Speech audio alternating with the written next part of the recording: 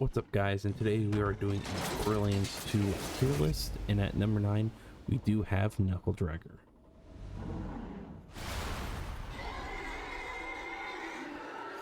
Now the only reason I'm putting Knuckle Dragger at the very bottom is just because his big part in the game is not that big, and he only does drop one legendary weapon, unfortunately. But guys, please do not forget, you can farm these bosses over and over and over again until you get a good weapon, especially on Vault Hunter mode, where Ultimate Vault Hunter mode, my apologies, where the guns will be your level and does a lot more damage than you would really expect. So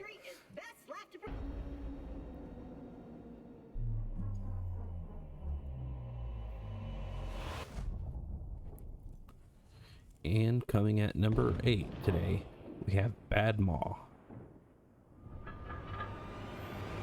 and his merry midgets. So I don't know why I didn't put Badma at the very bottom of the tier list, because it just feels like Badma was just put here just for shits and giggles, kind of just make us feel weird about this boss. The boss isn't that hard if you have any elemental weapons. Unfortunately, no matter how many times you farm this character, you will not get any legendary loot off of them. The only purpose I think they put Badma is here just to kind of distract us, so we have to fight a boss, and it doesn't make the gap feel so big between bosses. Light the fuses, bitches! And coming at number 7, we got Boom and his brother Boom. I'm ready to blow! Now this boss can be annoying, considering they're only take a lot of damage from corrosive weapons, which would be a good thing to farm Knuckle Dragger just for this boss, but you can always find different corrosive weapons in the game. The only reason I think this boss is annoying is also the armor, but also the big turret, because when you're playing alternate mode, it does kind of get annoying to keep trying to kill him. Unfortunately, this boss also only dropped one legendary weapon, and it's a grenade mod, and it's a very good grenade mod. I used to use a lot when I used to play this game through. And at number 6 we have Wilhelm, and I'm kind of sad that they did not specially make a cutscene for Wilhelm either. I wish they did, but besides that, sorry, I do like Wilhelm in the pre-sequel. I wish he didn't turn so evil, but that was kind of expected, honestly, because he was kind of really working for Jack a lot. But I do like this boss. He does drop 2 legendaries, and one's a grenade mod and one is a Hyperion pistol. I really never had either one of them, so I can't tell you how good they are. But as I said, if you guys want to try it yourself, just farm him up and you could definitely get those drops. Hopefully not too far into the farming, but who knows. Holy, you really think I'd protect Angel with nothing but a couple of bots and some flimsy turrets? You see, you're not at the bunker right now. The bunker isn't a place. Number 5, it's going to be Bunker. That's the bunker. Meet the BNK3. I really did enjoy playing Bunker, playing through my first playthrough. I thought it was a very interesting character. The one thing about Bunker I don't like is its flying. If you know me, and you probably don't, I despise flying characters, or flying enemies, let's say that, just because they are very annoying to shoot down, kind of trace the bullets. But once you get the hang of it, Bunker is not that hard of a boss. Bunker also does deploy these landmines, which don't really seem to do a lot of damage, or maybe it's just me. Bunker does have 2 different things. He has 2 turrets, and then at one point when you get to it, he will bring out a huge turret, which would do a lot of slide damage. After defeating Bunker, you can get 2 legendaries, which is the Sham and the Bitch. Don't know why the Hyperion gun is called the Bitch. I have no clue. Don't ask me, ask the developers. But I've had both. They're really good guns, especially the Sham. It absorbs, I think, 90% bullets. Don't quote me on that, but it's a really good gun. So I would, sorry, shield. I would definitely find it if you could.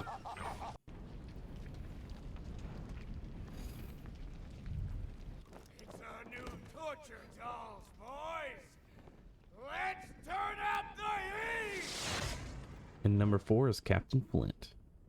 Burn, baby, burn.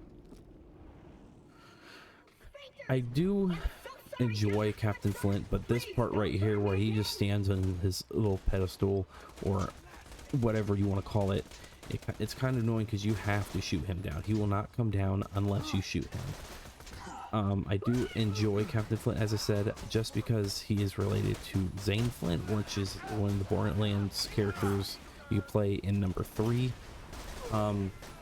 I don't know, just something about Captain Flint I really do enjoy. I think it maybe is his design or his reflection of his ability. He only drops one, which is a real pain in the ass to get. It is the Thunderball Fist. It's a very good Mali 1 gun. When you shoot it and it hits the target, a giant ball flies up above him and then falls and hits your enemy. Unfortunately, you only get the tender, which is pretty much like almost 100% rate drop. Bloodwing back, huh? Shame. I've been doing some really interesting iridium experiments with her. Hate to see her go. But heck with it. This is all yours. And at number 3, Bloodwing. Now this fight is very, very emotional for me. For the first, when I played through Borderlands 2 for the first time, I was very, very upset we had to fight Bloodwing, but I still had hope that we might be able to save her. But this fight, guys, you know, as I said before, it's a flying fight. I just, ooh, just something about it just really makes me, ooh, really irks me. But Bloodwing does have a lot of connection with me just because in Borderlands 1 I did play a lot of Mordecai. He was my favorite class. Now Bloodwing does have different forms, as we can see here. The first one is slagged, then which for some reason doesn't attack you when it's slagged. I'm not sure why.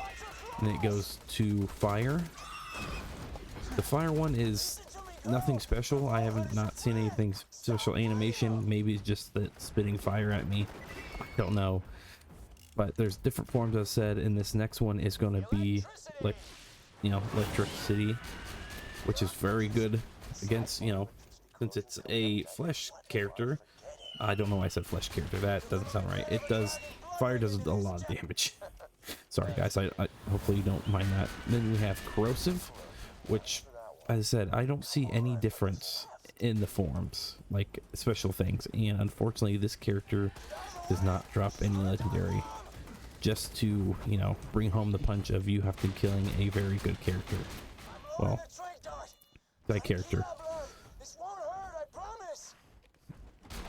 And I don't know why, as I said, I always had that hope of saving her at the end, but we do not save her. And once you come back here, you can't farm her again, unfortunately. Well, it's a good thing you can't, but you do fight Mothra, the son of Mothra. So, and I don't think son of Mothra drops any legendaries either, so it's very unfortunate. And at number 2 spot, Handsome Jack. Hey, you're right on time. Key's nearly ready. But before I cleanse this planet for good, I'm gonna avenge my daughter. The reason I put Jack at number 2 is because if, as I said, if you know me, you know this, I love Handsome Jack. He is my favorite boss out of the entire Borderlands series. And then, of course, once you defeat Jack in the Warrior, you could choose to kill him yourself or Lilith. I don't think Handsome Jack really has any legendaries besides the mask he drops. It's my control! And finally, at number 1, the Warrior.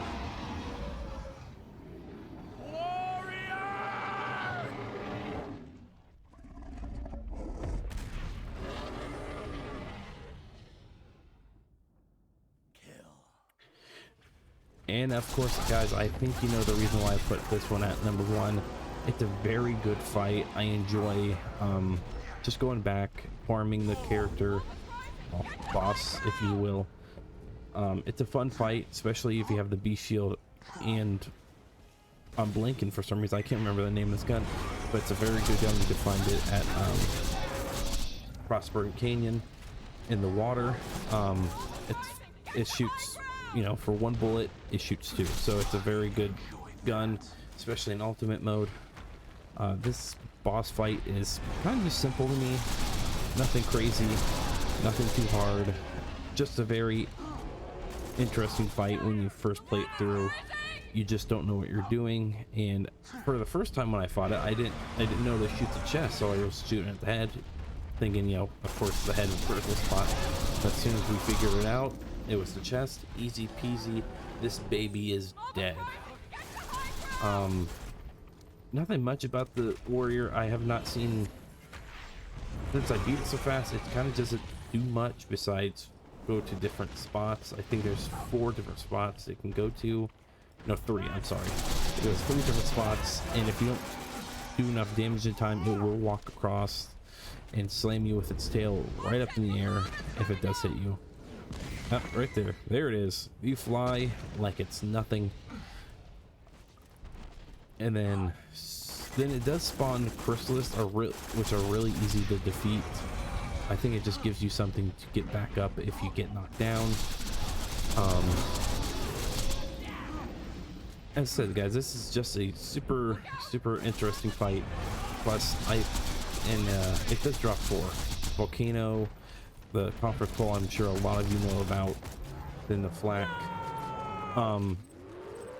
It's a loot explosion after you defeat this boss, which I really enjoy. 'Cause you don't know what kind of loot you get. And just to kind of put salt in the wound, you do just kind of make sure it's super dead. And you just smash its brain in like that. Well, guys, hopefully you appreciated the video, and I'll see you soon.